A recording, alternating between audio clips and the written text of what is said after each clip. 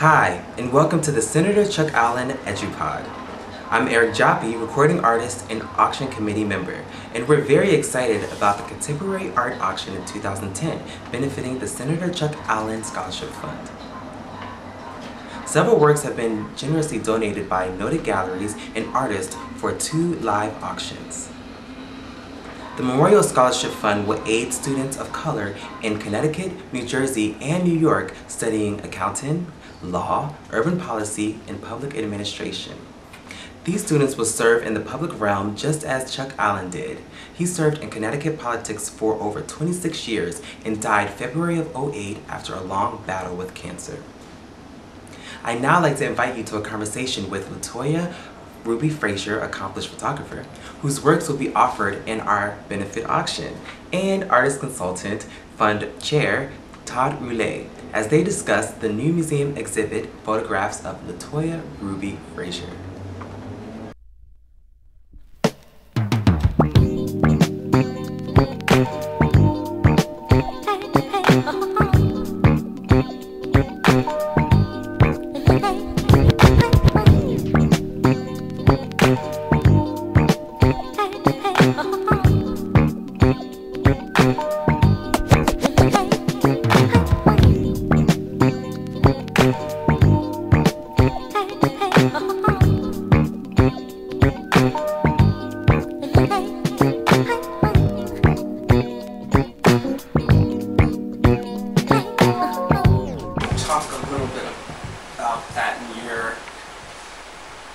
Complicity I mean, do you see these at all as you maintaining any journalistic integrity? No. The work really comes from my understanding of photo history. So, you know, the intimacy that's there in this negotiation that my mother has for me to take such an image like this, which most kids would never take an image of their mother like this, kind of goes along with Sally Mann's ability to be able to photograph her children nude. Mm-hmm. Or even this the dynamic switched in terms of... Right. But I'm aware of that, mm-hmm. You know, so if Sally Mann was the mother photographing her children, here I am, the child, photographing my mother. When normally your mother is telling you to, you know, make sure my lipstick is right. I mean, you know, to every, I guess, person, every child or grandchild is always being directed by their mother or grandmother to wait until I've got my blouse right, and wait until the lipstick is, and now you can shoot. So I'm interested in you telling me about how your mother invites, you know, an outsider, as it were, into this relationship, and how that's negotiated, like you said, because the emotional investment, you know, between your mother and yourself in this long relationship of collaborating, and then having, you know, someone like her partner come in, and there's an emotional, I mean, there's obviously some rapport between yourself and whoever she's with. Right. Well, this is Mr. Art, and they have had an ongoing relationship for several years, back and forth. So he also gets used to it, mm-hmm. And it's known, okay, this is what me and my mother do. When I come home, this is what we're doing, and if you are there, you're going to be a participant. It kind of just becomes that way.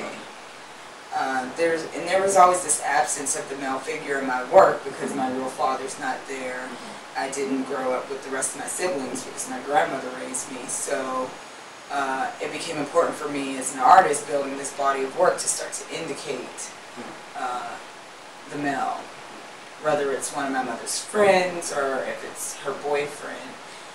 They're just as much as part of the atmosphere and the dynamic of our relationship. So that was a conscientious decision. Yes, and she loved him, and you know, she wanted a photograph with him, but you know, in our negotiation, we were going to make a real photograph, you know. And I had took some other photographs that she kept for herself, but we were still making work, because he certainly impacts the way that she feels psychologically about herself and emotionally about herself. and they've had a really, highs and lows in their relationship, and I had been witness to that. And I've always been witness to all the men that my mother has dated.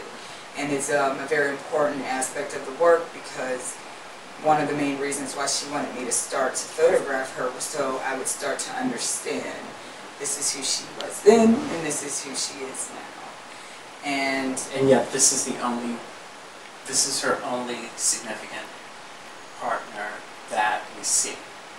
now you see Mr. Yerby, who I've known for several years now myself. But he was there since the last 7 years we've been making the work, so he has indicated a few times. That Mr. Art. Mr. Art is. And then Mr. Yerby also comes in and out as one of her friends. But the thing is, my mother has been a battered woman by men. So my childhood experience and views of her, even though I never seen them hit on her, I would see the end result of it. Whether she's in hospital, or whether she is choosing to go through another cycle or to use drugs again. And your grandmother pulling you away from that, more or less, or no? Well, I was always placed with my grandmother so I wouldn't get caught in the crossfire of it. But eventually I got older and was seeking a relationship with her regardless of her addiction. So for me, so it goes from my grandmother coming out of the 20s. My mother was born in the 50s. Probably really grew up as a teenager in the 60s, and then here I am in the 80s. So this generational cycle that was happening, there was just this disconnection, and I always felt displaced because they wouldn't tell me certain things, and it was as if I was just supposed to take their cues and be the same, but it didn't work for me in my generation. Because you don't tolerate that. Like, I don't believe in tolerating being complacent or being abused or being quiet and only being in the household. Like, I didn't believe in those. Those weren't my core values.